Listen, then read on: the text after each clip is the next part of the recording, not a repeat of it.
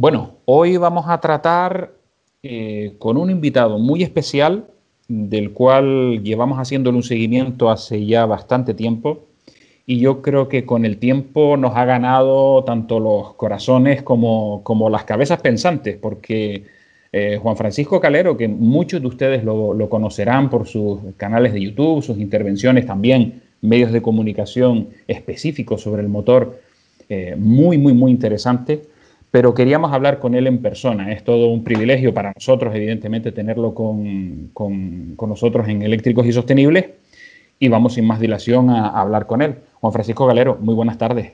¿Qué tal? Muy buenas tardes y un abrazo y un saludo muy fuerte. Bienvenido, gracias por estar con nosotros. Hace ya un tiempito que queríamos tenerte y te agradecemos la amabilidad que has tenido con nosotros para poder tratar este maravilloso, controvertido y apasionante mundo del motor que está viviendo una época, Juan Francisco, realmente controvertida. Pero primero, para que los oyentes, en este caso de Eléctricos y Sostenibles de Radio Las Palmas, te conozcan, cuéntanos un poquito cuál es tu trayectoria y a Sí, qué dedicas tus esfuerzos hoy en día. ¿a qué dedico el tiempo libre? Pues, Exacto. pues sí, yo nada, me dedico ahora mismo a la divulgación y específicamente en el mundo del motor. Se podría decir que soy periodista del motor, aunque a mí me gusta más hablar de divulgador básicamente porque eso me abre la ventana a poder hablar de más cosas que no sean solamente pruebas de coches, ¿no? Que es de lo que uno primero tiene en la cabeza cuando se habla de periodismo del motor. También hay industria, también hay sostenibilidad, también hay tecnología. Hay muchas cosas alrededor del mundo del automóvil, ¿no?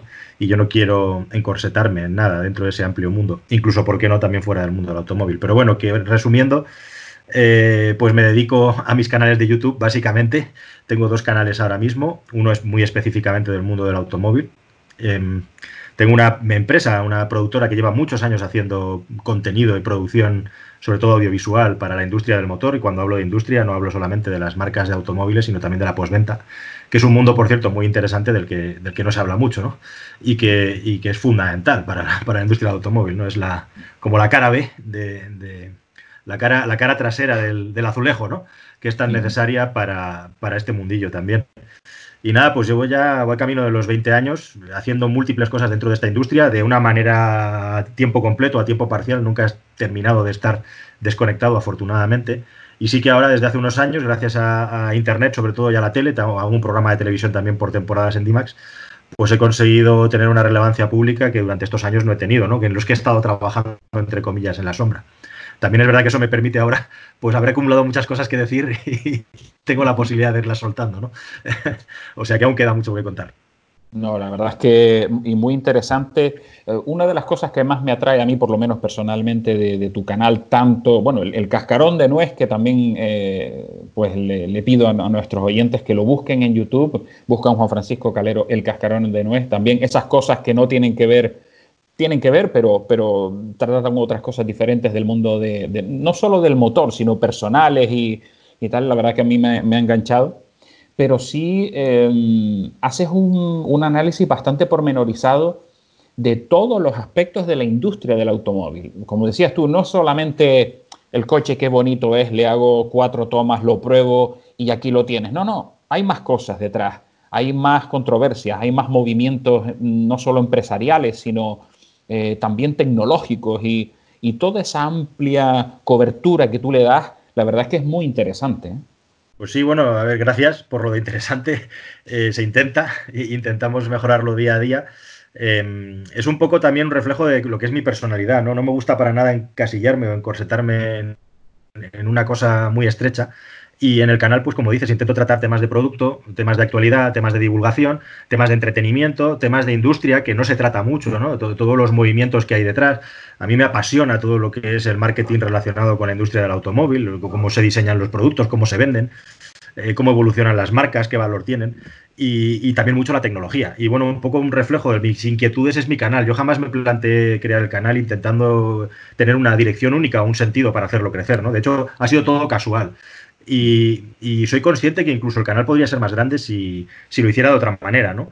Pero forma parte de la filosofía que no me lo he tomado como un trabajo hasta hace muy poco tiempo, en el que ya me ocupa tanto tiempo, valga la redundancia, que no se puede decir otra cosa, ¿no? Ya, ¿no? Realmente ya se ha convertido en un trabajo y bueno, pues toca irlo mejorando. Uh -huh.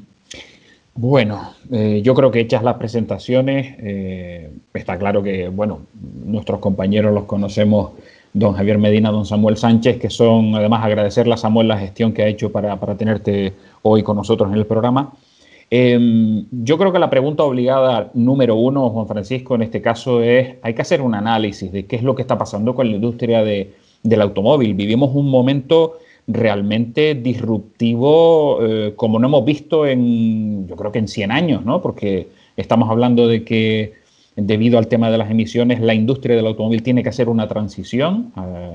Queda claro que de momento tendrá que ser electrificada, ya después se verá en un futuro qué es lo que puede surgir, pero vaya controversia, porque las marcas han hecho un esfuerzo importante de oposición a ese cambio, pero está claro que tarde o temprano tienen que ir y eso va a afectar, y tú lo has contado muy bien en tu canal, eso va a llevar a temas controvertidos, desagradables, no solo a nivel empleo, a nivel tecnológico.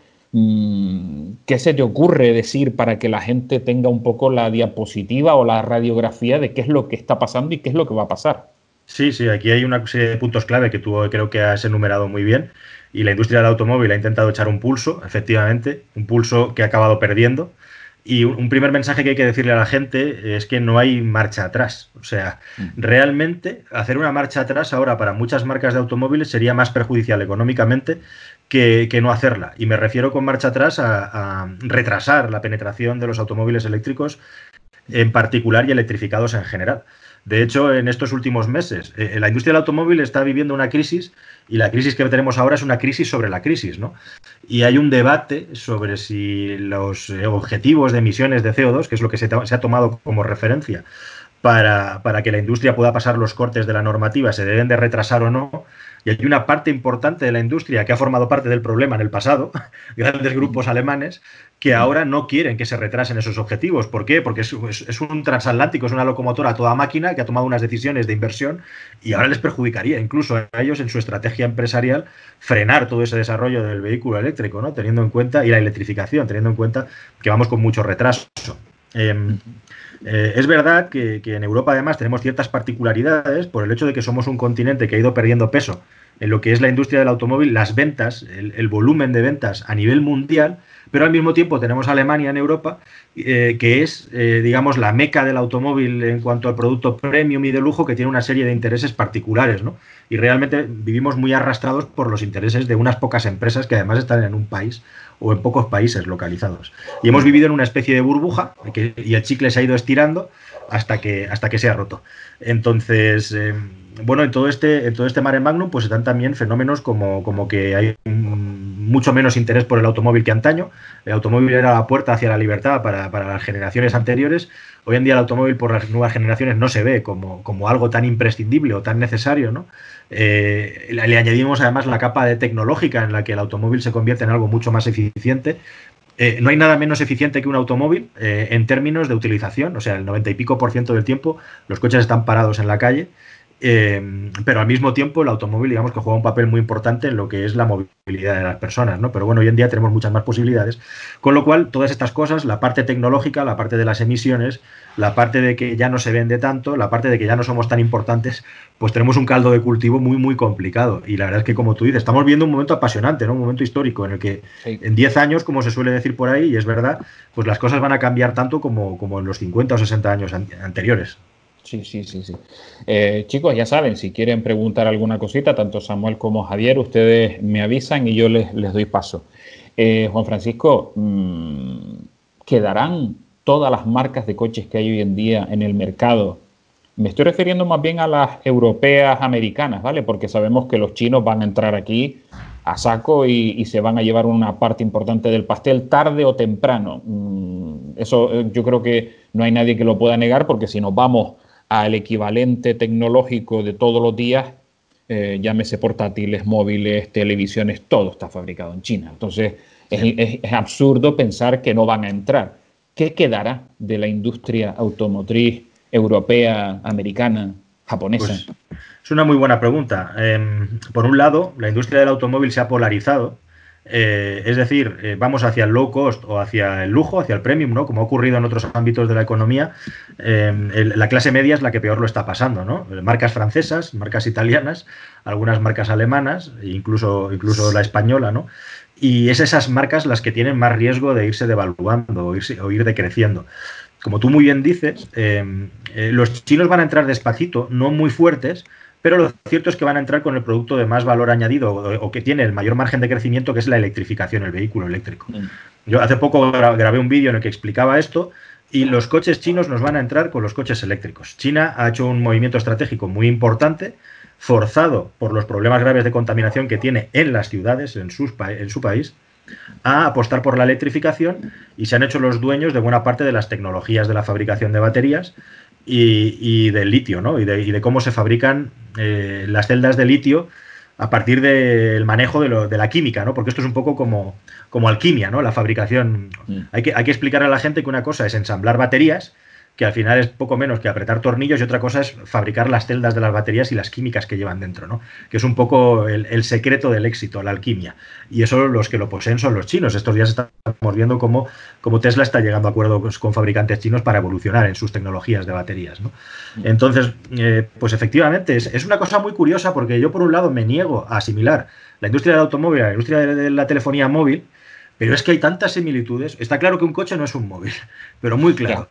Pero todo el mundo despotrica contra China, todo el mundo decía hace 10 años no más que cómo iba a llevar yo un teléfono móvil chino. ¿Cuántas de las personas que han dicho o hemos dicho esto llevamos ahora un teléfono chino en nuestros bolsillos, ¿no?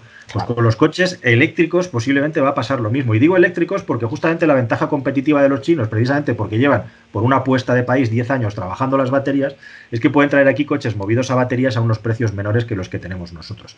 Y ese gap que dicen los anglosajones, esa distancia, no la vamos a reducir en 4 días ni en 4 años, precisamente, ¿no? Entonces, bueno, ya estamos viendo todos esos movimientos. Y terminando con la respuesta a tu pregunta, pues hay una serie de marcas europeas que, como se dice en la bolsa, rentabilidades pasadas no garantizan rentabilidades futuras. Estamos hablando de marcas tradicionales como Citroën, como Jaguar, como Alfa Romeo, como Ford, que tienen un patrimonio histórico tremendo, pero en el nuevo contexto ese patrimonio solamente sirve para darle un barniz de, pues eso, de historia, de tradición, pero no sirve para que una marca sobreviva, ¿no?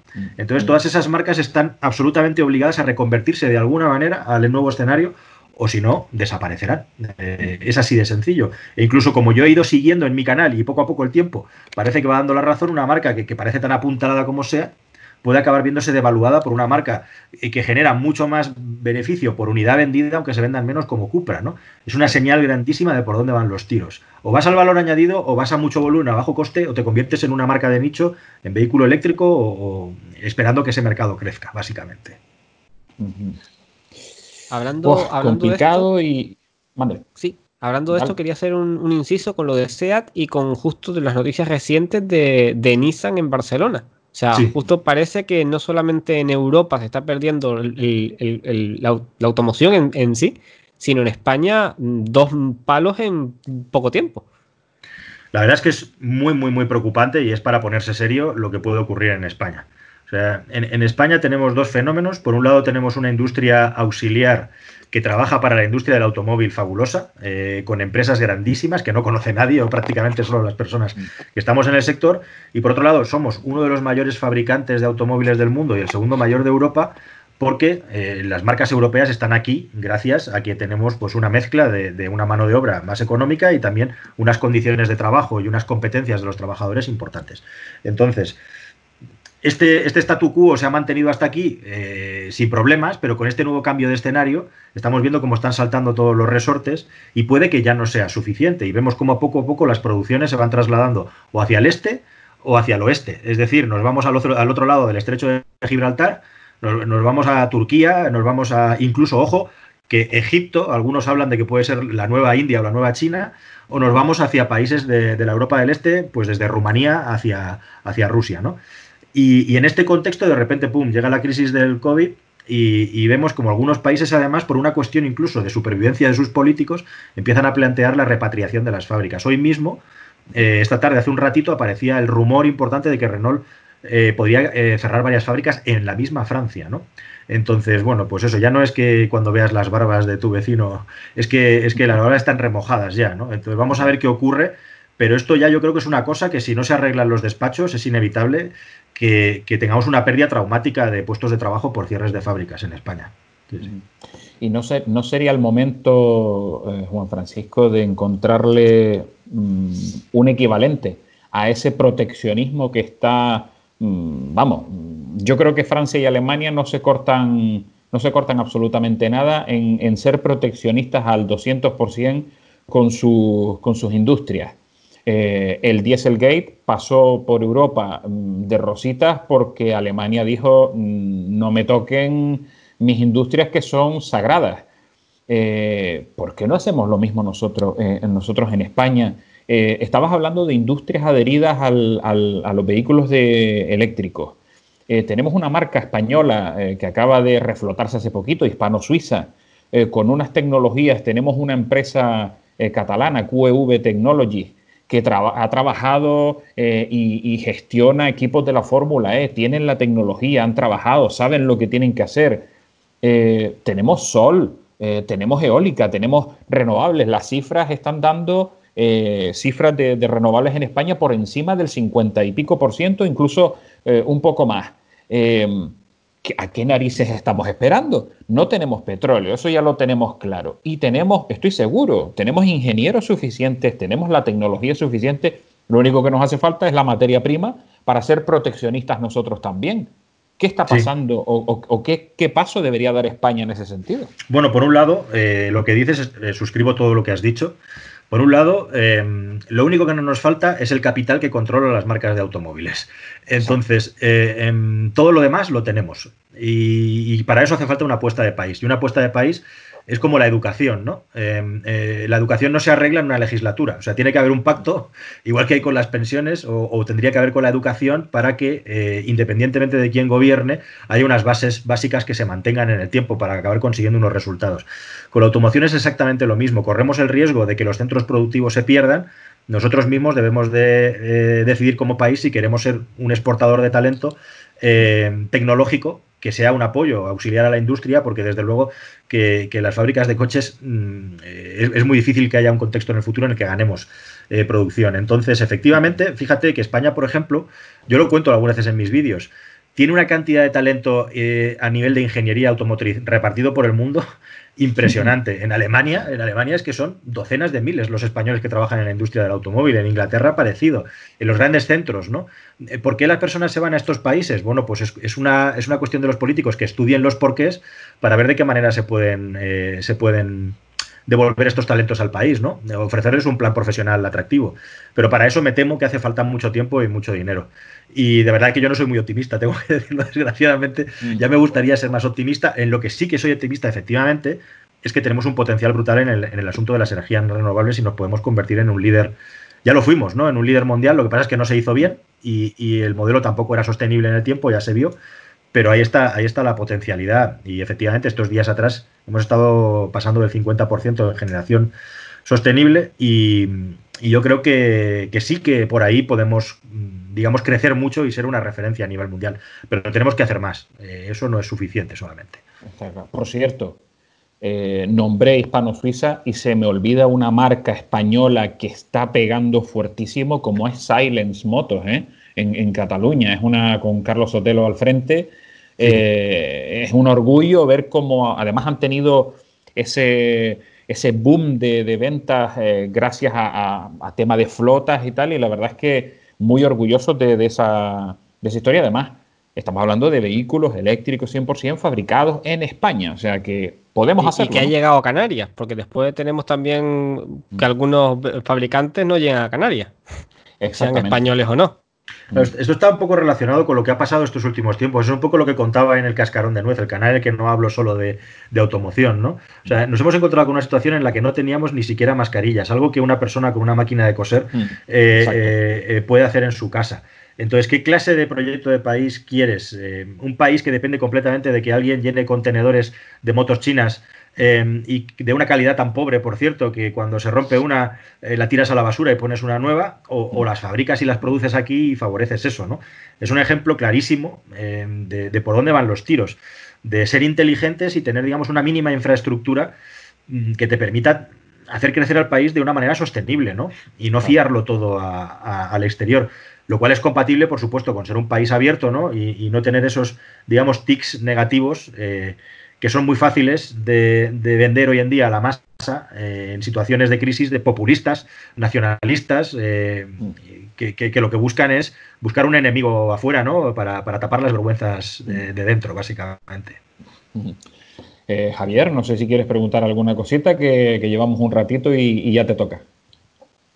No, yo me estaba reservando para el postre, ¿okay? Ya que yo en principio, la verdad que estoy un poquito, ¿cómo se dice? Porque para mí tener a Calero aquí con nosotros es motivo de satisfacción, como diría nuestra majestad antigua, y estoy un poquito abrumado, ¿no? Por el tema. Yo, cambiándole un poquito el ritmo al tema, hay algo que siempre me gustaría preguntarle con el tema de su canal.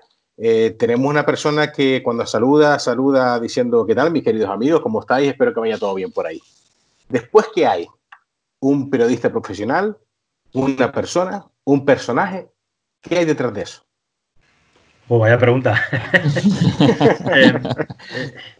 Hay una persona que tiene una pasión por comunicar, que ha peleado muchísimos años por conseguirlo y que ahora se siente como un niño o como un cochino en un barrizal con YouTube, porque es como que de repente, pues eso, es como la piedra filosofal, ¿no? Donde no tienes ningún tipo de corsé, ningún tipo de limitación, eres tú ante la cámara y ante la audiencia. Y yo creo que no hay mayor verdad que esa, ¿no? Es muy difícil, yo no soy actor, yo no soy un personaje. Y a veces se me nota. El otro día estaba viendo con mi chica o comentando el vídeo sobre los programas de coches, automóviles y jolines. Me da rabia porque salgo enfadado, ¿no? Es algo como enfadado en el vídeo. Sí, estoy como esa impresión, sí. Y no era mi intención, es simplemente porque lo estoy viviendo. O sea, y muchas veces es una cosa que me ocurre, que doy la sensación de ser muy serio, de estar enfadado, y la gente me dice: oye, ¿pero por qué estás cabreado? Digo: pues yo no estoy cabreado, pero es porque me sale así. Entonces te aseguro que de actor hay poco. Detrás de eso. Y sí que hay muchas ganas de comunicar y quizá muchas veces de una manera atropellada y desordenada. Me gustaría, digamos que he hecho de la escasez una virtud, en el sentido de que siempre he tenido muy poco tiempo para dedicárselo a esto, y me he acostumbrado a trabajar de una manera que puede llegar a ser un poquito caótica, y soy consciente de ello, intento mejorarlo.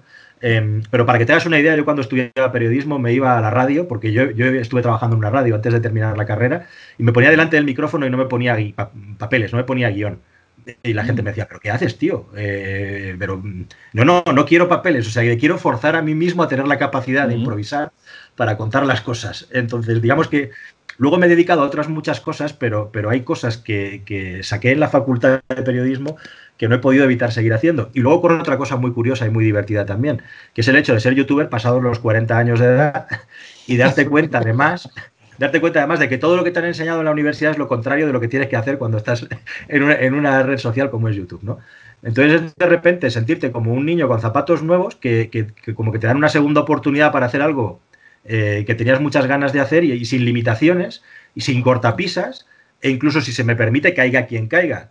Porque aunque la gente no lo sepa y te digan cosas como que estás comprado por tal, estás vendido por tal, a mí todo esto me cuesta muchas peleas y muchos disgustos, que yo no soy como una isla fuera de la industria del automóvil. Yo tengo relación con todas las marcas de coches y pruebo sus coches y me subo a ellos. Y hay dialéctica y hay peleas y hay, en fin, que no es tan sencillo ganarte la independencia.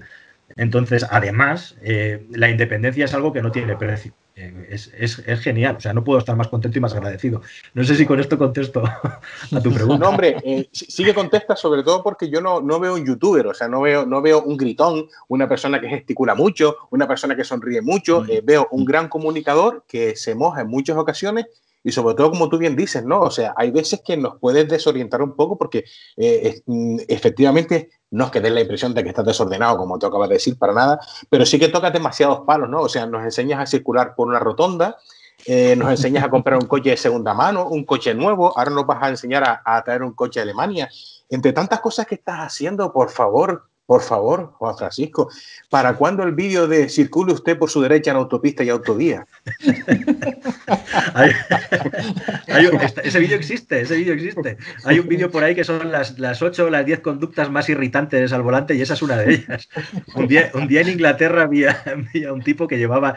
¿Os acordáis de esas pegatinas o parasoles que se ponían en el parabrisas así ahumados para que no te diera el sol? Pues llevaba ahí una pegatina puesta con una flecha y ponía con un texto que ponía algo así como échate a la derecha, en este caso échate a la izquierda, idiota, ¿no? Para que el que mirara por el retrovisor interior lo viera. Sí, madre mía, que no nos queda por aprender. Yo le llamo es como el horror al carril derecho. Al final es una muestra de inseguridad y de falta de capacidad para conducir. La gente va por el medio, supongo, por despiste y también porque piensa que es más seguro al tener doble escapatoria, ¿no? O sea, que al final eso lo que transmite es un poquito de incapacidad o desinterés conducir. Porque, por cierto, conducir bien no es ser Carlos Sainz. Conducir bien es estar atento de lo que pasa alrededor y facilitarlo. Ya está. O sea, es que no hace falta nada más para conducir bien. Sí, pero no es ir disfrutando del paisaje, como dicen algunos, ¿eh? Eso tampoco. Bueno. Ni ir a 120 por autopista, ni a 140, 60. Eso para los que ya han conseguido conducir bien, entonces lo siguiente ya es conducir bien y disfrutar el paisaje. Pero primero conducir bien. Pero siempre dentro de la legalidad, por supuesto. Bueno, pues sin haberlo preparado, estamos dentro del margen del primer bloque de información que hemos dado. Por supuesto, vamos, muy interesante. De hecho, he ido anotando un par de cositas aquí. Lo de SEAT, que lo tenía anotado, ya te me adelantaste, Juan Francisco. Pero hay un par de cositas que estoy mirando aquí y a la vuelta de publicidad estoy seguro de que le vamos a dar un tratamiento importante, aparte de otras muchas cosas, porque se nota que además hay, ¿cómo se dice? Hay retaguardia y hay contenido para poder hablar, en este caso, sobre el mundo de la automoción. Bueno, pues sin más dilación, nos quedan poquitos segunditos, nos vamos a ese primer bloque publicitario del programa Eléctricos y Sostenibles de Radio Las Palmas y a la vuelta de publicidad seguimos con Juan Francisco Calero. Bueno, a la vuelta de publicidad entramos con tema controvertido. Hay una deriva del mercado que yo creo que quien no se haya dado cuenta pues no sabe lo que está pasando en la industria del automóvil, y es que la gente está comprando vehículos más altos, llámese subs, crossover o como Dios le quieran llamar. Juan Francisco Calero, vaya revés, porque si nos ceñimos al tema combustión, el sub al final lo que hace es aumentar consumo, aumentar emisiones, pero todo el mundo quiere un sub. Entonces parece que vamos hacia eso y no hay manera de que volvamos para atrás. La electrificación vendrá un poco a mitigar el efecto de los sub en el mercado. Bueno, de momento la electrificación no nos lo ha traído. Ha sido un poco también al contrario porque muchas marcas han tenido la necesidad de crear carrocería sub como el atajo, digamos, más rápido para conseguir ciertos estándares de habitabilidad y de tamaño, ¿no? Es cierto que la carrocería del automóvil eléctrico, en tanto en cuanto se empiezan a diseñar las plataformas como automóviles eléctricos, te da una libertad para diseñar el automóvil que efectivamente alivia mucho, te da mucha libertad para desarrollar una carrocería. A la prueba me remito, un Tesla Model S es un automóvil que es líder en prácticamente todas las cotas, ¿no? Con una capacidad de carga superior a la de un sub. Entonces, bueno, pues está bien claro. La cuestión es que muchas marcas han decidido empaquetar sus coches eléctricos también por carrocería sub, por una necesidad y, como bien dices, por el mercado. Y en los vehículos térmicos también es un poco como la propia industria ha tirado del sub para crecer y para conseguir más márgenes, yéndose hacia un callejón sin salida, ¿no? Y ahora nos encontramos con ese callejón sin salida. Ahora que también yo creo que no se le puede echar la culpa a la industria solamente, porque yo en estos debates, del huevo a la gallina, creo que la parte receptora tiene mucha culpa del asunto, ¿no? Como eso de si la telebasura existe porque te la lanzan o porque a la gente le gusta. Bueno, pues la gente también tiene alguna responsabilidad. No puede ser que toda la culpa la tiene el emisor, ¿no? Y en este caso, bueno, pues está claro que el consumidor prefiere los sub, transmiten una sensación que es cierto, que tiene cierto fundamento psicológico a la hora de ir conduciendo un poco más alto, pero ya está. O sea, todo lo demás no es beneficioso ni para la seguridad ni para el medio ambiente. Y claro, esto se retroalimenta. O sea, estamos viendo cómo a medida que... os voy a poner un ejemplo muy simple, pero muy tonto. SEAT Ibiza, un coche que es un mito en la industria del automóvil española. Por primera vez en la historia, es un coche que se vende menos y es el Arona, precisamente el que ha ocupado su sitio, ¿no? Y así, uno detrás de otro en una categoría, hasta tal punto que las marcas de coches, viendo lo que ocurre, lo que hacen es que las alternativas las están convirtiendo cada vez en coches más minoritarios, con lo cual, como digo, se retroalimenta. Ejemplo, el Renault Laguna ahora es un Renault Talismán, que es un vehículo de corte mucho más deportivo. El Peugeot 508 de toda la vida ahora es un Peugeot 508, que es un automóvil, que es un coupé de 4 plazas. El próximo C5 que viene va a ser un vehículo con una estética mucho más deportiva, que ha sido toda la vida, que ha sido un vehículo familiar. ¿Hasta dónde vamos a llegar con esto? Pues no sé. Sí que es cierto también que algún resquicio se ve de que puede cambiar con el tema de los crossovers. Al final todo esto es porque la industria ha descubierto que vender un vehículo de tipo monovolumen con carrocería de todoterreno, que es lo que son realmente, es muchísimo más ventajoso en términos de ventas, ¿no? Y sí que es cierto que en algunos casos, en algunas categorías, tienen más capacidad y más versatilidad. Pero vamos perdiendo en todo lo demás. ¿Qué ocurre? Que también es verdad que eso no se tiene en cuenta muchas veces, que a la hora de hacer una lista de prioridades para comprar un coche, un automovilista medio, el medio ambiente no es una prioridad en la lista. Entonces, bueno, poco a poco, a medida que el medio ambiente vaya cogiendo protagonismo en lo que es la gama en la venta de productos, pues yo supongo que esta moda irá perdiendo fuerza. Como digo, también estos crossovers, hay coches hoy en día que parece que tienen aspecto de todoterreno, pero tienen más ya vehículo familiar. Un ejemplo muy claro, por ejemplo, es un Kia Niro. O los subs de última generación que están saliendo ya van más hacia un familiar sobreelevado, podríamos decir, ¿no? O sea que las propias marcas de automóviles ya están viendo la manera o intentando que estos automóviles sean un poco más eficientes en asuntos de consumos, porque si no es que no les da. Al final, lo que puede provocar todo esto es que por un tema de emisiones y por las multas que reciben las marcas de coches, el precio medio de los automóviles siga creciendo. O sea que es una dinámica, una escalada que es insostenible a largo plazo. Pero a corto y medio, desde luego, seguimos con subs, no os quepa duda. Aquí en Canarias tenemos o por lo menos en estos años atrás, hemos tenido el boom del sub anterior. Nos íbamos a segmentos estilo, pues por ejemplo, la Citroën Berlingo, la Renault Kangoo, coches de precios asequibles que te permitían una habitabilidad interior, pues eso, más que razonable para la clientela. Y eso después también se ha trasladado a los, digamos, a los furgones, llámese pues Citroën Jumpy, Peugeot Esper, Opel Vivaro, Renault Trafic. Esos coches también están tendiendo a hacer más turismo que no como puede ser un furgón puro y duro para transporte y para mercancía. Pero hemos llegado al fin o a la muerte de los monovolúmenes. Eso yo creo que ya está más que demostrado, ¿no? Sí, totalmente. El monovolumen ha caído, entre comillas, en desgracia. Es un poco el patito feo, por fin. Yo siempre me confundo. He dicho Latitud y es Talismán, el Renault. Pero bueno, creo que me habéis entendido. Y sí, lo cierto es que estos vehículos, o sea, lo que tenemos ahora son subs, o estos vehículos de corte recreacional, ¿no? De corte, digamos, de personas que gustan de ir al campo o a la playa, etcétera, que están cogiendo mucho auge también, por cierto. Es un mercado que va claramente al alza, de los pocos, que son estos vehículos, digamos, de base comercial adaptados para un uso más polivalente. Entonces, bueno, en todo este orden de cosas, el monovolumen, que era como que parecía el vehículo oficial, prácticamente no existe. Se ha dejado de vender. Porque realmente lo que nos están vendiendo son monovolúmenes camuflados de todoterrenos, ¿no? Que no son ni una cosa ni la otra. Y por consiguiente, Samuel, el tema de los consumos, ¿no? Era lo que querías comentar. Sí, a ver, yo comentaba, y con respecto a los sub tengo un par de detalles. Primero, los sub dicen que los eléctricos lo que van a hacer es salvar esto de los consumos.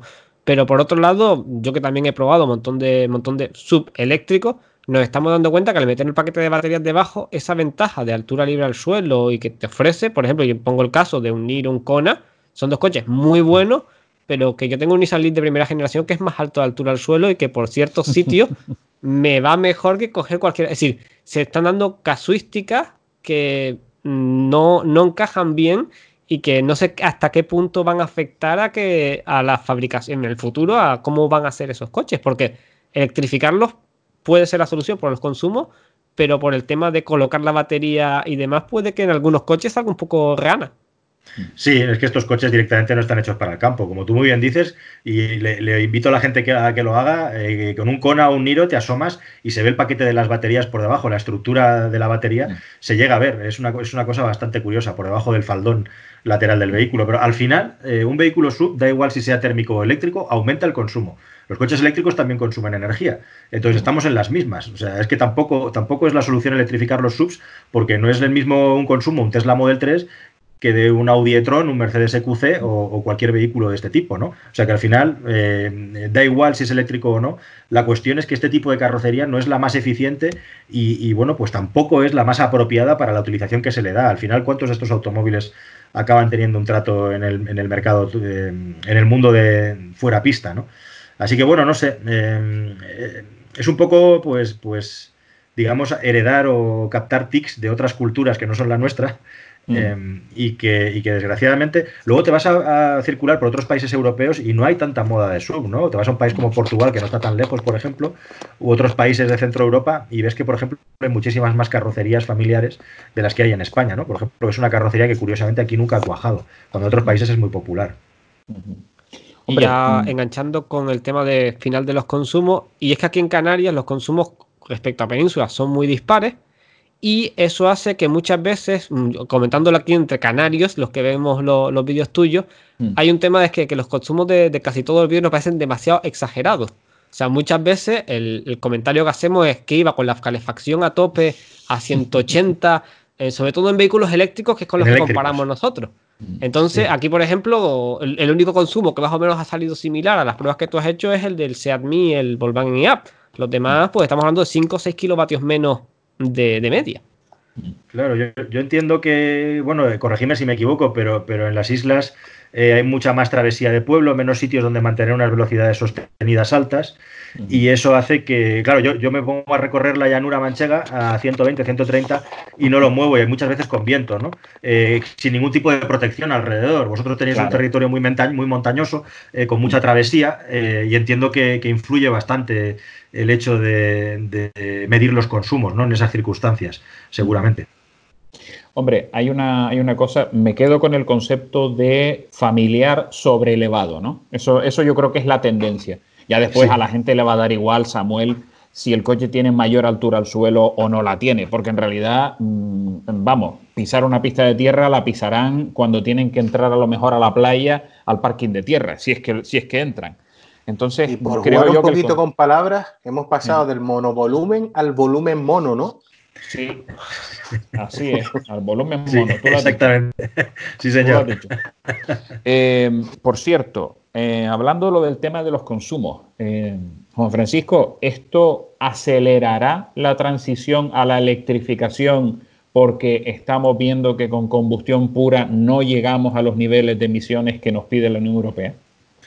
Pues sí, efectivamente, puede ser una cosa positiva para la electrificación y de hecho ya estamos viendo como todas las marcas están sacando sus modelos FEV, ¿no? Sus modelos híbridos enchufables con una autonomía eléctrica tal que les permita tener la etiqueta cero, que es la clave de todo esto, ¿no? Pasar de los 45 o 50 kilómetros de autonomía eléctrica. ¿Qué ocurre? Los híbridos enchufables son un buen parche para la industria porque les permite mantener las líneas de montaje de los productos térmicos. En la misma línea puedes montar un vehículo gasolina, diésel o un híbrido enchufable. Les permite seguir utilizando los motores de combustión que utilizan en sus vehículos de combustión. Les permite fabricar menos baterías porque precisamente si algo tenemos aquí es carestía de baterías para poder fabricar eléctricos puros, ¿no? Entonces, lo que está haciendo la industria hacia esa transición al eléctrico es promover mucho el híbrido enchufable precisamente porque soluciona de un plumazo.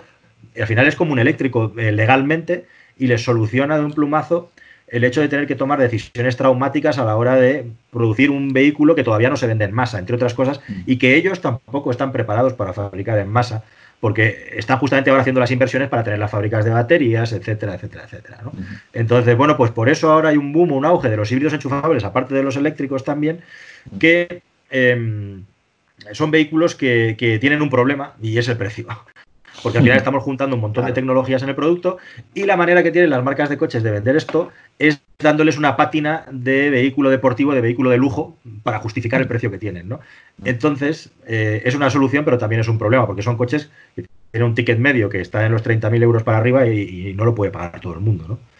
Que muchas veces también se ha visto que un híbrido enchufable, cuando tienes variante eléctrica 100%, al final en precio suele ser igual. Yo he hablado con compañeros de Península que el Ioniq PHEV y el Ioniq eléctrico están al mismo precio, más o menos, depende siempre de la oferta puntual, ¿no? Pero sí, que para quien realmente está un poco concienciado, se tira directamente al eléctrico. O sea, tampoco tiene mucho sentido en ese aspecto. Sí, sí, hombre, en un territorio como las islas, desde luego que está claro que no. En un territorio peninsular, pues depende de cada caso. Hoy, precisamente, claro, por aportar algo de información, ha aparecido el dato de ventas en Suecia de vehículos electrificados y para mi sorpresa, no me ha dado tiempo a mirarlo, pero para mi sorpresa, el híbrido enchufable es como el 80 y pico % frente al eléctrico, ¿no? Seguramente tiene que estar muy relacionado con que ahí las subvenciones son iguales, con que el hecho de que tenga etiqueta cero te dan el mismo dinero que si es un vehículo eléctrico, ¿no? Entonces la gente prefiere comprar ese vehículo, bueno, también porque hay mucha influencia de Volvo que vende ese tipo de coches, etcétera, etcétera, etcétera. Pero claro, depende mucho de las circunstancias personales de cada cual. Sí. Y hoy en día, bueno, la pregunta yo creo que tampoco tiene mucha vuelta, ¿no? Pero ¿se va a convertir la próxima o la futura combustión será el híbrido enchufable? Porque está claro que para bajar de 60, 50 gramos de CO2 kilómetros, o vas a un híbrido enchufable o no las pasas. Entonces, yo creo que en eso se convertirá, me imagino. Sí, está claro, la hibridación no tiene vuelta atrás, la electrificación tampoco. Hay una transición en la que hasta el año que viene vender un vehículo eléctrico computa como 2 coches vendidos a las marcas de coches, y eso es un grandísimo alivio. Es una cosa muy importante que la gente no sabe. Por cada coche eléctrico que vende una marca de coches, ha vendido 2 a efectos de estar ante la autoridad. Esto se acaba, el año que viene es 1,5 y al siguiente año ya es 1. Entonces es un aterrizaje suave, en el que poco a poco tienen que ir vendiendo más automóviles eléctricos y entre medias está el híbrido enchufable. Y a medio plazo yo creo que el extensor de rango, el eléctrico con extensor de rango, también va a tener su mercado, que poco a poco va a ir ocupando el espacio de los híbridos enchufables. Pero sí, lo que vienen son híbridos enchufables y vehículos con... Bueno, es que claro, hablando ya de 50-60 gramos, estamos con el horizonte puesto en 2030, ni siquiera un híbrido te sirve ya, ¿no? Salvo Exacto. Que utilice un combustible sintético o un combustible de base biológica en el que se compute una reducción de las emisiones por la compensación que hace por el CO2 que absorbió en el crecimiento de la vegetación. Pero eso ya se ha demostrado también que es posible, pero es insostenible en masa, ¿no? Porque acabas generando un problema mayor que la solución que aporta. Está claro, porque la deforestación está ahí a la vuelta de la esquina. Sí, Samuel, disculpa. Aquí en Canarias da un poco más igual, porque aquí estamos con un 90% de eléctricos versus híbridos enchufables. O sea, no apenas, sí. Al revés, apenas se venden los híbridos enchufables. Pero quería aprovechar eso que acabas de comentar por el tema de ahora, con esto que está pasando, los fabricantes tienen este año, 2020, para computar muchos vehículos eléctricos. ¿Qué va a pasar a final de este año? Porque las ventas, aunque sean eléctricos, van a caer, sean todas las ventas que sean. A día de hoy, no sé, es decir, este año se van a vender muy pocos coches. Por lo tanto, ese cambio de hábito en transporte y demás, ¿cómo lo ves con todo esto metido? O sea, ¿cuál es tu punto de vista? Sí, esto es tal como lo dices. Vamos a ver qué ocurre, ¿no? Aquí es un poco la ley del embudo. O sea, hay muchísimos coches por vender, muchísimos coches matriculados, y solo pueden pasar 2 cosas. O que estos vehículos tengan que salir o se matriculen y se reduzca el precio y se vendan más baratos, o hay una solución bis que mola menos, que es que se dejen de fabricar coches, con lo cual un montón de gente se vaya a la calle. Yo creo que no hay más soluciones que esas. Las marcas de coches empezaron muy optimistas el año con el asunto de las automatriculaciones de los vehículos eléctricos. Lo que hicieron fue automatricular muchos coches eléctricos para que computaran, para que empezaran ya el año con una buena masa vendida, entre comillas, que no son coches vendidos, sino coches que han matriculado para utilizarlos para demostración durante todo el año con objeto de venderlo a final de año. Entonces, cabe suponer que desde este momento en el que están habiendo los concesionarios, en este momento en concreto haya muy buenas ofertas y a final de año también. Y cabe suponer también que es muy complejo esto, no se sabe muy bien qué puede pasar, pero es que también la puñetera crisis puede ser un palo en la rueda del vehículo eléctrico en tanto en cuanto tiene un ticket medio más caro de venta, ¿no? Y la gente en momentos de crisis pues paga menos dinero, compra menos coches y también intenta ir a soluciones que son menos innovadoras, ¿no? Como nos volvemos más conservadores. Yo tengo mucho interés y curiosidad en ver cómo evoluciona esto, o si al final no pasa nada. No interesa en que no se vengan vehículos eléctricos, al revés. A mí me gustaría que se vendieran todos los posibles y más. Pero sí que tengo mucha curiosidad por saber cómo evoluciona este fenómeno, porque veo ahí factores negativos muy importantes. Lo que sí que es cierto es una cosa, que da igual que una marca de coches venda 20 automóviles o venda 5, lo importante para la marca de coches es que la proporción entre eléctricos y no eléctricos se mantenga, ¿no? Porque la normativa de emisiones no computa cuántos coches has vendido, sino la media de los que has vendido, ¿no? Entonces, bueno, vamos a ver todos estos factores cómo se mezclan. Y seguro que me dejo cosas. Javier. A lo que estás comentando precisamente, Juan Francisco, también se va a sumar el tema de las financiaciones. O sea, igual puede ser rentable para una persona comprar un vehículo eléctrico, aunque sea bastante de más esfuerzo acceder a él, pero las financiaciones van a estar complicadas.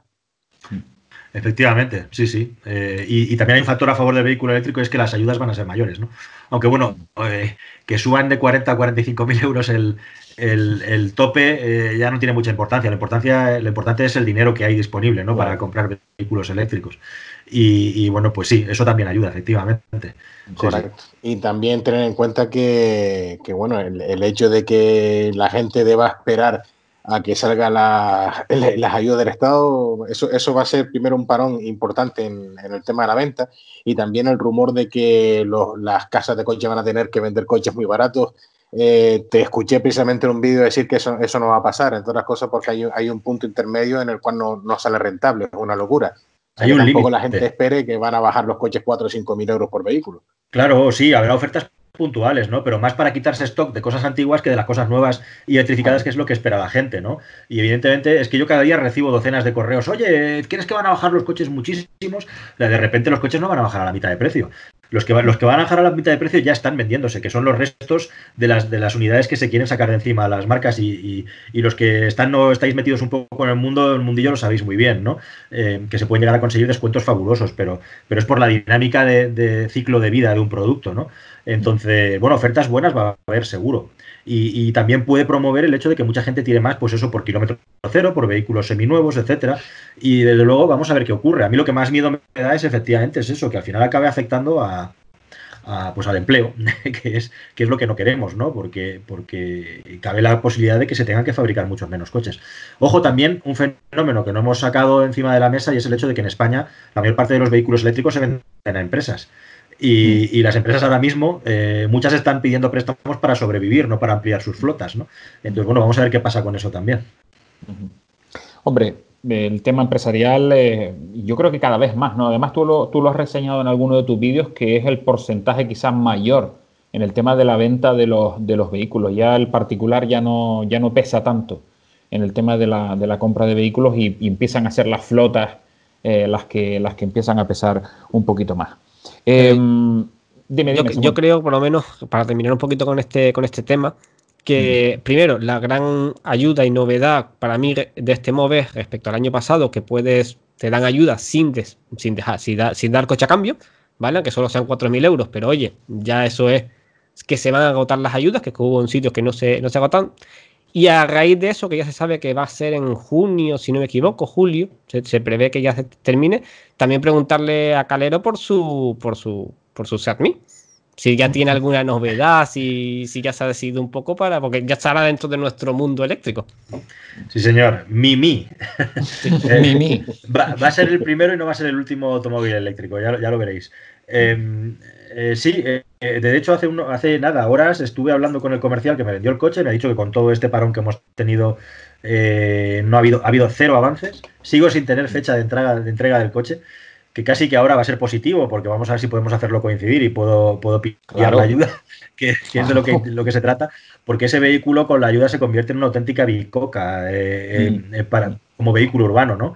Entonces sí, la cosa sigue para adelante. Mi intención es comprarlo, y mi intención es tenerlo. Normalmente va a estar dentro de Madrid, aunque lo voy a mover por todas partes, como un vehículo que me va a servir de comodín para muchas cosas, ¿no? Y al que le voy a poder hacer, pues, todas las pruebas y experimentos que tengo pensados, que no son pocos, a un automóvil eléctrico en propiedad.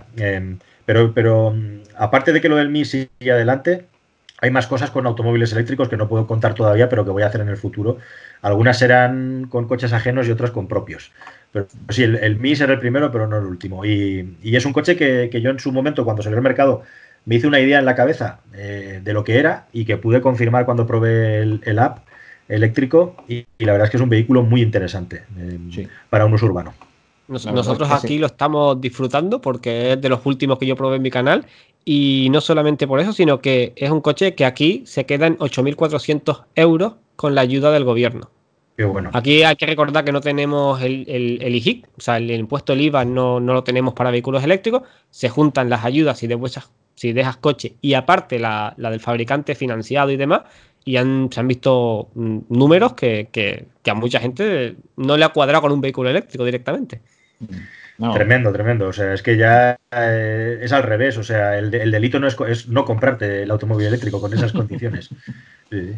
Y más en Canarias, que tú lo comentabas, ¿no? La geografía, las autonomías. Nosotros al Mi y al EAP, un día que tengamos la posibilidad, vamos a intentar sacarle los 400 kilómetros de autonomía. Vamos a intentarlo porque es que yo creo que se puede hacer. 380 yo le saqué. 380, o sea que tremendo, sin ningún problema. Oye, por cierto, nos quedan escasamente 5 minutitos para el segundo bloque publicitario, pero queremos terminar, Juan Francisco, con el tema de qué va a pasar después del confinamiento. Está claro que todo esto va a llevar a una historia. ¿Cuál es la previsión que tú le ves? Ya hablamos antes de menos compra de coches, pero también se habla mucho de potenciar la bicicleta en ciudades, de potenciar el transporte público, el transporte compartido sobre todo. ¿Va a ir por ahí la cosa? Pues es una muy buena pregunta. Precisamente en China se habla de que muchas personas han decidido comprar un automóvil particular por el hecho de no tener que compartir el transporte con otras, ¿no? Por los riesgos sanitarios que eso comporta. Y se habla de que puede haber incluso como un repunte en la venta o en el uso de los automóviles, incluso gente que dejaba el automóvil aparcado para ir a trabajar al centro ahora lo va a utilizar. Vamos a ver si eso es cierto o no, ¿no? Y cómo se compensa. El transporte colectivo ha quedado un poco, digamos, señalado con esta situación tan imprevisible que hemos vivido. Y efectivamente, yo creo que el transporte individual como el monopatín eléctrico, el patinete eléctrico, mejor dicho, la bicicleta, van a seguir ganando auge. Y ha ocurrido una cosa muy curiosa. Yo no sé si vosotros... Claro, en Canarias afortunadamente se ha vivido toda esta situación de una manera un poquito menos dramática que desgraciadamente hemos vivido en la península, ¿no? Sí. Pero yo como digo en alguno de mis vídeos, parece que estamos entrando en el siglo XXI, en el año 2020. Y también en materia de movilidad urbana. Es tremendo, o sea, yo cosas que vi en París hace 20 años las he visto por primera vez con la crisis del COVID. Por ejemplo, que te corten calles de la ciudad para que la gente pueda pasear o ir en bicicleta o moverse en fines de semana, que es algo que se lleva haciendo en algunas capitales europeas desde hace 20 años, de repente lo hemos visto en estos días, ¿no? Pero queda muchísimo. Pero yo creo que sí, que el transporte, digamos, más sostenible es imparable que siga creciendo. Y de hecho, fijaos que próximamente voy a hacer una pequeña experiencia con un producto de estos, que creo que no puedo decirlo todavía, porque no me dejan, pero justamente va a ser una temática que voy a tratar en uno de mis próximos vídeos, cómo va a crecer la movilidad urbana con estas circunstancias. Resumiendo, creo que está por ver si el automóvil se va a utilizar más o menos. El transporte público creo que hay muchas personas que van a tener reparos, al menos en la primera fase. También creo que a lo mejor es posible que de aquí a un año o dos todo esto del coronavirus sea como un recuerdo que tengamos en nuestra cabeza lejano ya y que solamente nos acordamos de él por el tema económico y que ya estemos todos con los mismos hábitos que teníamos antes. Pero sí que hay fenómenos como el uso de la bicicleta y del patín, por ejemplo, que se han comido, por ejemplo, al scooter eléctrico o la bicicleta eléctrica, ¿no? Entonces, esto no puede sino seguir creciendo. Y yo creo que además, con las nuevas normativas europeas que tenemos de restricción de tráfico en las ciudades por temas de contaminación, es inevitable que tengan un boom en los próximos 2-3 años. Está claro. Qué buen invitado tenemos hoy, que cuadra perfectamente cada bloque a los tiempos estipulados. Estaba contando, me encanta. Es un profesional en todos los sentidos. Bueno, pues y con respecto al tema del patinete, porque el coste de movimiento de un patinete es irrisorio, o sea que yo creo que eso tiene que ser no solo, digamos, tendencia, sino necesidad. Pero bueno, nos vamos a ese segundo bloque publicitario para ya entrar a la vuelta de publicidad con el tercer apartado. Bueno, volvemos de publicidad y afrontamos el último tercio de este programa. Don Javier Medina, vamos con un bloque de preguntas y respuestas que queremos hacerle a Juan Francisco Calero, así en un tono más distendido y más corto, para que nos pueda arrojar luz sobre un montón de cosas. Sí, no te creas que vamos a ir por la luz, por todo lo contrario, vamos a ir un poquito hacia la oscuridad. Vamos a relajarnos un poquito, con el permiso, señor Calero, ¿se le apetece a usted echar un jueguito aquí con los amigos? Por favor, adelante. Perfecto, entonces. Bueno, a ver, se trata simplemente de relacionar, vamos a hablar de las relaciones entre dos personas, ¿ok? Tiene truco al final. Y me gustaría que las definieras con una palabra, ¿de acuerdo? O sea, yo, por ejemplo, si yo te dijera, vamos a lo deportivo, Alonso Hamilton. Odio. Odio camuflado. Vale, me sirve. Lorenzo Márquez. Envidia. Lorenzo Rossi. Admiración. Uy. Rossi Márquez. Vale repetir, Envidia, odio extremo. Jiménez dos Santos, Iñaki Gabilondo. Soy marquista total. Jiménez Los Santos, Iñaki Gabilondo. Periodismo es lo tuyo también, Rabia. Bueno, Juan Francisco Calero, Saúl López.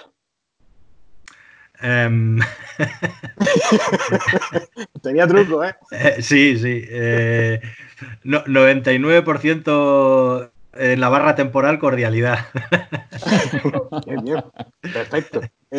Calero, Javier Medina. Pues nos estamos conociendo. pero va muy bien la cosa, va muy bien.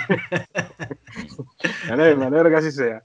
Vamos a ver, nos metemos con el programa, por ejemplo, Hormiguero, tienen al hombre de negro. Top Gear tenían al hombre de blanco, que era Stick, ¿ok? Y nuestro amigo Calero en su canal tiene a el Dr. X. No te voy a preguntar quién es, ¿vale? Pero, sí. ¿Qué es el Dr. X?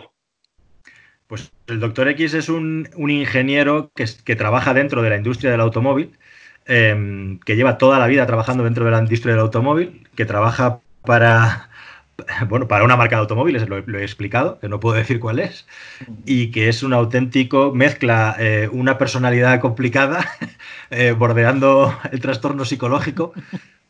Por el lado de la inteligencia, o sea, podríamos hablar de capacidades excepcionales por el lado de inteligencia, lo cual le dota de una personalidad bastante especial, y que es un auténtico erudito del mundo del automóvil, mezclado con unos conocimientos técnicos tremendos. Entonces, ese es el ingeniero X, un fuera de serie de la industria del automóvil, básicamente. Un genio. ¿Y tu relación con él? ¿Cómo fue? ¿Qué pasó? O sea, ¿cómo empezó la forma de interactuar con él? Sí, a ver, yo tengo muy buenos amigos. Yo he sido aficionado del automóvil de toda la vida, y cuando llegó Internet, pues empecé a entrar en foros y a comunicarme con otros aficionados. Y la mayor parte de los mejores amigos que tengo son gente que tiene mucha pasión por el mundo del automóvil, y algunos de ellos son técnicos, son ingenieros. Y te aprovecho para decir que esto es como lo de a hombros de gigantes, ¿no? Que dicen aquellos. Yo no sería lo que soy, ni sé lo que sé, si no fuera por los amigos que tengo y de los que he aprendido tanto durante todos estos años.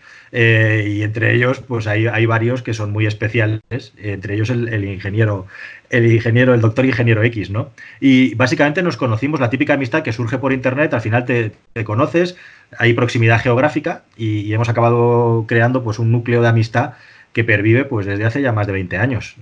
Y tengo la suerte de conocer a muy buenos técnicos dentro de la industria. Uh-huh.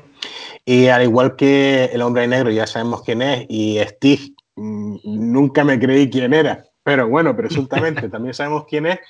¿Sabremos algún día quién es el Dr. X? Pues yo creo que no.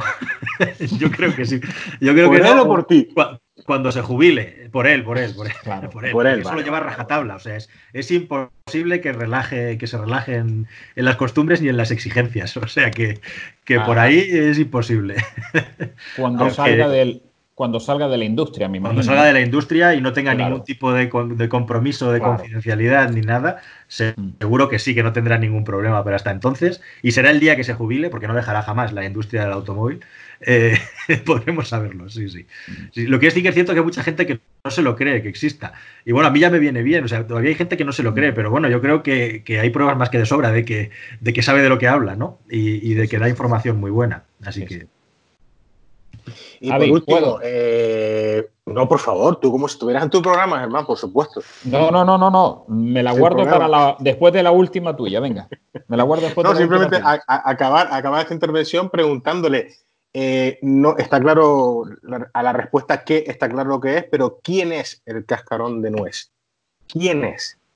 Pues el cascarón de nuez es el calero que se niega a encasillarse y a encorsetarse en el mundo del automóvil, que tiene muchísimas cosas que contar todavía mientras las ganas y la salud se lo permitan, y que le gustaría que algún día el cascarón de nuez fuera algo tan importante como es su canal de coches, o más, porque a mí, rodeándola hace como 10, 15 años, como que el virus que llevaba inoculado del mundo de la ciencia, la tecnología, la sociedad, se me despertó dentro del cuerpo.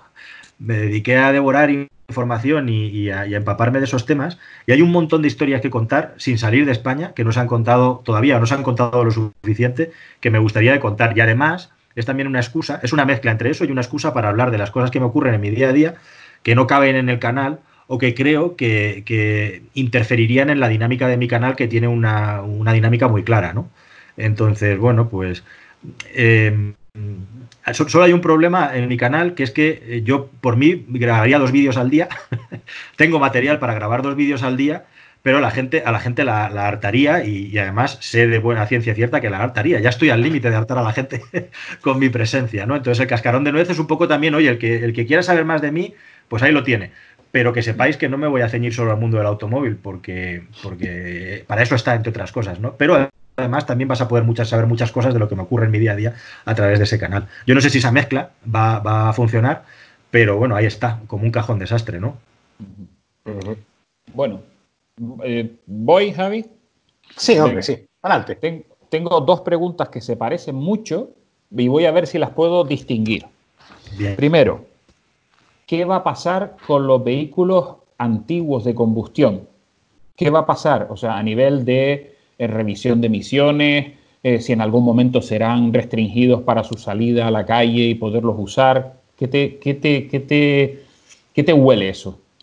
Bueno, en primer lugar, me alegra que me haga esa pregunta, porque hay un tipo de automóvil, que es el automóvil clásico, que sí que me parece bastante urgente ya que de una vez se decida cuál es su estatus legal y la gente pueda estar tranquila, ¿no?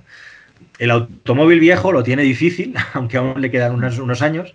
Las etiquetas medioambientales están quitando de la circulación, nos guste más o nos guste menos, una masa de automóviles antiguos que tienen unos estándares de emisiones que ya no se corresponden con las necesidades que hay hoy en día.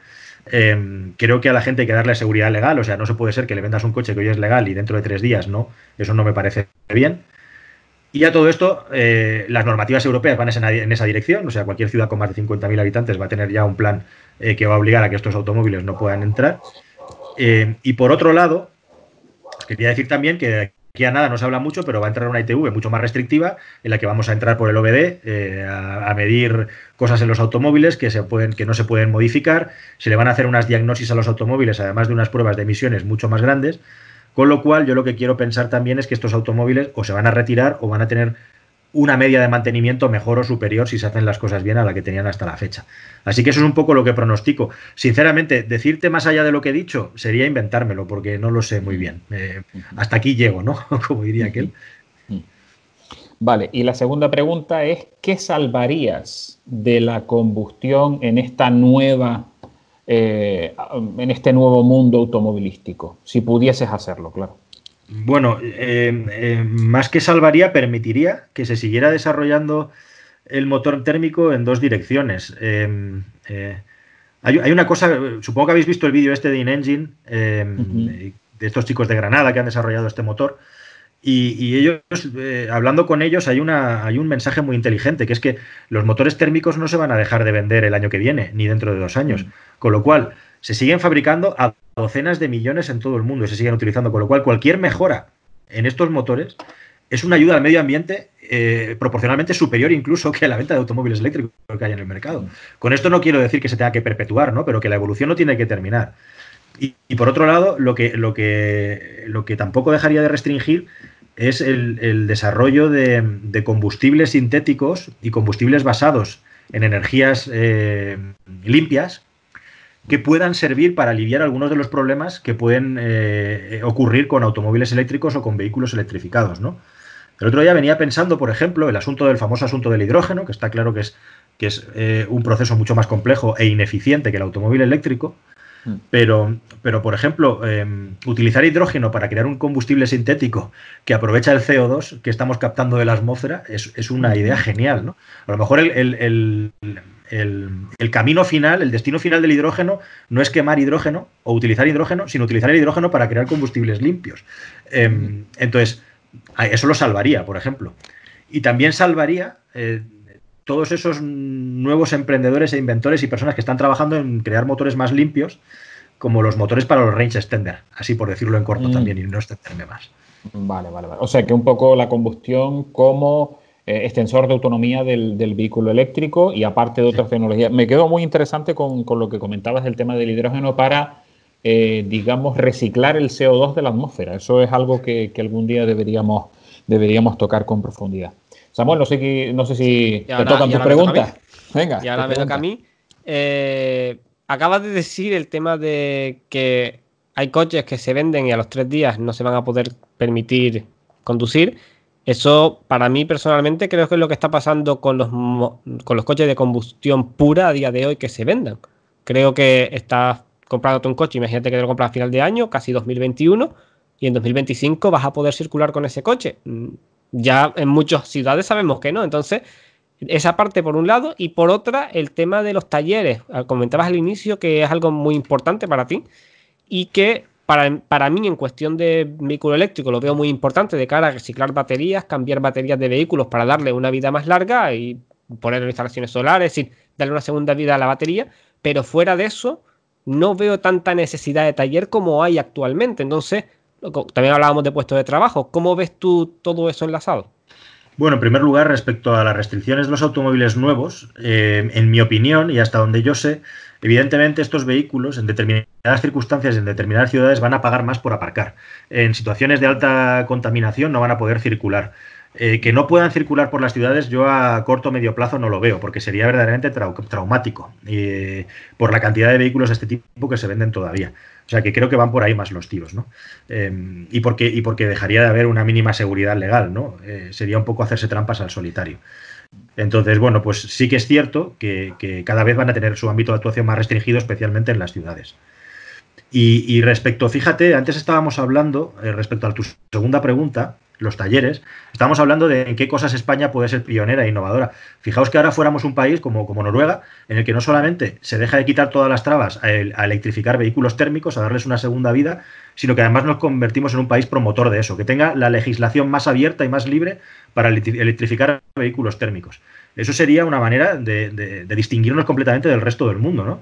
Y de darle también una segunda vida a todos estos talleres mecánicos que en el futuro pueden pasar penalidades, digamos, con lo que viene, ¿no?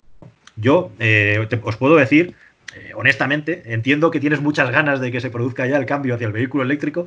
En mi opinión no va a ser tan rápido como tú lo visualizas. Tú eres una persona que está completamente metida en ese mundillo, Samuel, pero sí te digo que en los talleres les quedan muchos años, desgraciadamente, todavía de reparar automóviles y que entre el nada y el automóvil eléctrico hay una cosa intermedia, que es que los coches, como decía antes, estén bien mantenidos y ya que no son sin tubo de escape, al menos que no emitan mucho más de lo que están emitiendo ahora, ¿no? Y ahí los mecánicos tienen muchísimo que hacer y que decir y queda muchísimo por hacer en ese ámbito y en ese aspecto todavía. Entonces, sí es cierto que un automóvil eléctrico simplifica mucho la fabricación del vehículo. Ya estamos viendo, y si seguís mi canal lo sabéis, que muchos talleres todavía no están preparados para arreglar automóviles eléctricos, incluso dentro de las marcas, y queda todavía mucho por hacer y por desarrollar ahí. Realmente a lo que es el taller medio, cuando pensamos en un taller de barrio, en un taller independiente. estos talleres van a tener que sobrevivir todavía muchos años arreglando vehículos térmicos. Y si no, bueno, pues no repararán coches, porque los eléctricos desde luego no les van a entrar todavía. Claro. Pero fijaos que sería genial que pudieran hacer transformaciones, por ejemplo, y reciclarse en ese sentido, pues sí. ¿no? Pues sí. Por cierto, hablando de transformaciones, hay un mercado que puede tener un nicho importante de volumen de facturación, que es aditar los sistemas actuales, llámese AdBlue, filtros de partículas y tal, a vehículos antiguos. Sabemos que vamos a perder un rendimiento importante de potencia, pero sería la manera de eliminar esas emisiones contaminantes y reducirlo simplemente a la emisión de CO2.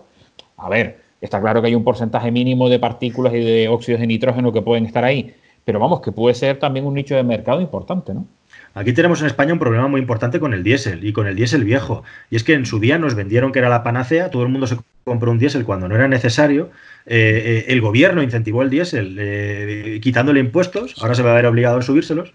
Y tenemos un problema muy importante con eso. Mientras aquí estábamos con eso, los chinos estaban investigando las baterías, los japoneses estaban con los híbridos y los americanos estaban haciendo, por ejemplo, en California, vehículos de gasolina ultra low emissions, en el que se controlaba incluso los escapes de vapores de la gasolina con el motor apagado por el tubo de escape y por los conductos del motor, ¿no? Entonces nos hemos quedado los últimos y nos hemos generado un problema nosotros mismos en nuestra burbuja europea cuando el resto del mundo estaba haciendo otras cosas distintas. Entonces ahora tenemos que hacer toda esta digestión pesada de ver qué hacemos con todos estos coches, ¿no? Desgraciadamente. Y a qué velocidad, como muy bien dice Samuel, somos capaces de hacer esta digestión pesada que nosotros mismos nos hemos autoprovocado con nuestras malas decisiones, ¿no? Entonces, bueno, pues realmente hacer transformaciones de vehículos a diésel para que sean menos contaminantes, hacer transformaciones a vehículos eléctricos de vehículos antiguos, imaginad el patrimonio de coches antiguos que hay que pueden dársele una segunda vida electrificados. Pues desgraciadamente ahí están las oportunidades para que alguien por fin... a mí me parece increíble que teniendo como tenemos una ministra ahora que tiene tan claro la apuesta por el vehículo eléctrico, no haga más presión en este sentido, ¿no? No sé si porque está más ocupada en otras cosas, pero no es tan complicado, porque hay tantos intereses detrás que no es tan sencillo como nosotros nos pensamos, ¿no? Que al final es lo que yo creo. Que hay muchos colectivos profesionales, igual que pasó con el tuning en su día. Nos guste más o nos guste menos, el tuning daba de comer a un montón de personas. Hombre, vamos a ver, señores, entre prohibir radicalmente el tuning y que sea un cachondeo, tiene que haber un término medio, digo yo, ¿no? Claro. Entonces, bueno, pues... Hombre, yo como vendedor de coches no puedo tirarme piedra sobre mi tejado, pero imagínate si todo el mundo coge los coches diésel de hace 20 años y se pone a electrificarlos. O sea, ¿qué va a ser de nuestra vida, no? Que se hagan vuestros talleres, que se hagan vuestros talleres. Una buena opción. Oye, eso es una buena opción. Que empiece, por ejemplo, Nissan por dejar poner la batería que cabe dentro de su coche que cabe de la misma generación, por ejemplo. Que me deje poner 40 kilovatios hora a mi coche. No, eso seguro. Por ahí. Y seguramente empezarán a venir baterías de reemplazo con mayores capacidades o con mayor densidad energética para cambiar, por ejemplo, para... Recordemos que tenemos en Canarias una empresa que ya ha puesto 40 kilovatios hora en un Leaf de 24. Así que se puede hacer. Simplemente es que las empresas se animen y cobren y lo hagan, porque muchos estaríamos dispuestos a pagar por no tener que cambiar coche, pagar 4.000, 5.000, lo que se estima oportuno y cambiar la batería. Y además, a medida que se vaya abaratando el coste de las baterías, más va a ocurrir, ¿no? En motos ya lo hemos visto también. Una Vectrix hoy en día la puedes convertir en un monstruo con las baterías del Leaf de última generación. En fin, hay muchísimo camino ahí por recorrer. Yo creo que... No, mándale, Javi, porque esto va para largo. Yo creo que lo comentaba antes Calero, precisamente, el tema de los teléfonos, ¿no? El símil ese que añadía al principio del programa. Pasará lo mismo con los teléfonos, espero que pase lo mismo con el tema de la movilidad eléctrica y con los vehículos eléctricos, que antes nos pasábamos una noche entera cargando un teléfono para hablar 1 hora y ahora en 1 hora cargamos el teléfono para hablar la noche entera. Lo mismo espero que pase con los vehículos eléctricos. Están ocupando un espacio muy grande, nos da poca autonomía, que esperemos que eso en breve pues pueda cambiar, ¿no? Y eso espero que no tarde mucho en que pase, ¿okay? No sé si la ministra estará pensando en eso también, hablando de ministras. Y pensar en que también en el futuro los coches pueden alimentar a las casas, que eso no lo hemos hablado mucho en el programa, pero realmente es también un potencial que tiene la industria de la parte eléctrica, que es que si no se hace, igualmente cambiar los coches de combustión por coches eléctricos tampoco tendría sentido. Yo de todas maneras con el permiso de Juan Francisco, pienso que lo del plazo de que no se puedan vender vehículos de combustión de aquí al 2040 es un brindis al sol, porque en el 2040 no existirá un solo coche de combustión pura, entre otras cosas por el tema de las emisiones. No se podrá vender, o sea, era lo que habíamos hablado. Si las restricciones de emisiones en el 2030 serán, vamos a ponerle 80 gramos, y en el 2035 serán 70 gramos, ¿qué vehículo de combustión pura hace emisiones de 70 gramos? Ninguno. Entonces, a mí me da la impresión, como decía Juan Francisco, que las presiones pues no te hacen dar pasos decididos, pero tú tienes que dar un paso de cara a la galería ecológica, como decir, oye, estamos haciendo sabiendo que la industria me va a pasar por la izquierda a 140 saltándose la ley, eso seguro. Pero vamos, no sé qué piensas tú, Juan Francisco. Sí, yo creo que como decía, la industria llegará un momento en el que ellos sean los primeros interesados en que esto acelere, ¿no? Cuando tengan las capacidades de producción y de producto y se venda al ritmo adecuado. La pregunta es esa, ¿cuál va a ser el ritmo y la velocidad? Desde luego, hay que distinguir entre la venta de vehículos nuevos y vehículos que están circulando, ¿no? Con ciertas tecnologías que pueden quedar más o menos obsoletas en función de lo que apriete la autoridad, ¿no? Y es un poco ahí ese debate, esa dialéctica, ver cómo evoluciona el mercado. En España tenemos un mercado muy revuelto en el que hay mucho coche antiguo, hay mucho potencial de renovación, pero siempre no sé qué nos ocurre, que acabamos liándola y nos pasan cosas malas para acelerar esa tasa de renovación, ¿no? Entonces, bueno, vamos a ver ahora con la que tenemos montada cómo afecta a las previsiones esto de cara a los 2 próximos años, más o menos 3 años, que es a donde se supone que si no hay un nuevo sobresalto, vamos a pasar un poquito por el suelo de la economía, ¿no? Exactamente. Bueno, antes que ya entremos en estos últimos 5 o 6 minutos que nos quedan de programa, y para que no me coja al final el toro por los cuernos, prefiero empezar con las despedidas y ya después distendidamente nos vamos despidiendo todos. Juan Francisco, quisiera agradecerte, evidentemente personalmente, pero en nombre de todo el equipo, que te hayas prestado para esta conversación, que como siempre, yo creo que decimos con muchas personas que han venido a nuestro programa de radio, no será la última, y esperamos tenerte en más ocasiones, porque los contenidos que se han hablado hoy, el análisis que tú haces de la industria del automóvil, yo creo que es una de las mejores hoy en día, evidentemente, no sé si la mejor, pero sí que tratas muchas historias, y yo creo que eso es muy de agradecer, y agradecerte que hayas estado con nosotros hoy. Muchísimas gracias a vosotros por la oportunidad, me encanta estar charlando con vosotros y a ver si podemos coincidir algún día pronto por allá, tener algún buen motivo para encontrarnos. Sí, lo que primero suceda. Tenemos que dar el salto del charco, que son unas cuantas horitas de barco, pero bueno, estoy absolutamente convencido que se hará. Chicos, si quieren añadir alguna cosita más, y yo les voy cortando según vayamos terminando. Javi. Pues nada, yo dar las gracias a ti, Germán, y a Samuel, por darme esta oportunidad de estar echando un ratito por aquí, ¿ok? Y de verdad, Juan Francisco, que ha sido de verdad un tremendo honor compartir un ratito contigo, porque los que te seguimos, de verdad que estamos muy, muy agradecidos con la labor que haces, y además que el aporte profesional también es muy importante, aparte del personal. Y enhorabuena por lo que haces. Muchas gracias, hombre. Es un placer.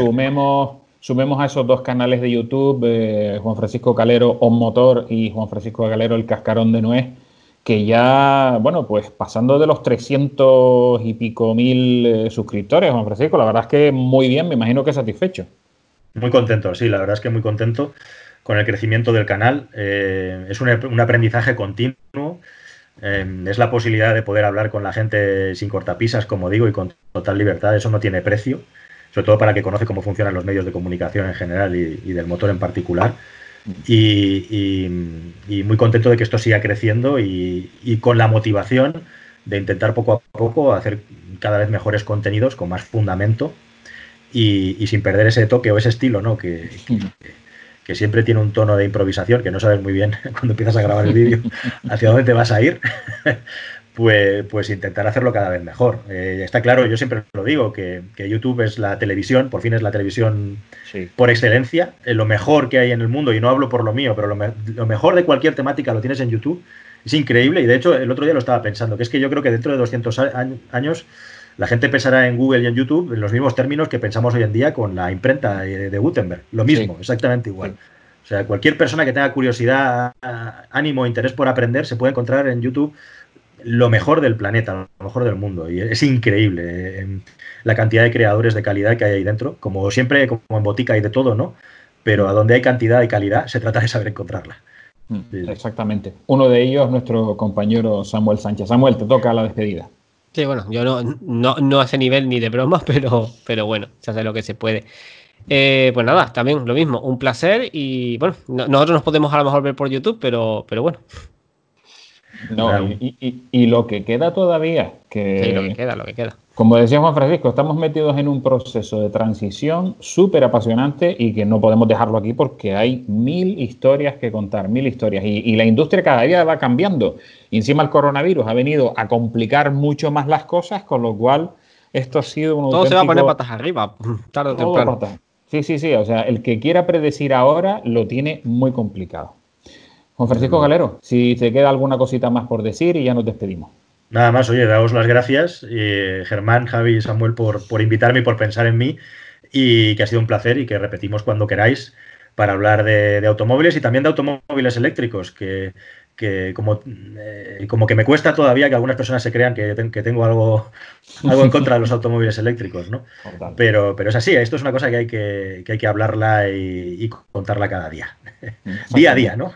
Día a día, porque cada día van cambiando las cosas. Muchas cosas que hablar en el tema de la electrificación. Algún día tendremos que hablar de reciclaje de baterías, de la industria española adherida a las energías renovables. Eso es una auténtica maravilla. Yo espero que la audiencia de Radio Las Palmas de Eléctricos y Sostenibles se hayan pasado un ratito agradable. Nosotros lo hemos hecho así. Se nos nota en las caras de que lo hemos pasado genial. Y, por supuesto, agradeciendo a Juan Francisco Calero y a toda la audiencia que seguramente nos verán también en sus canales de YouTube y en sus redes sociales. Agradecerle, como siempre, que haya estado aquí y nosotros que nos escucharemos el próximo miércoles de 6 a 7:30, como todas las semanas. Hasta luego, saludos.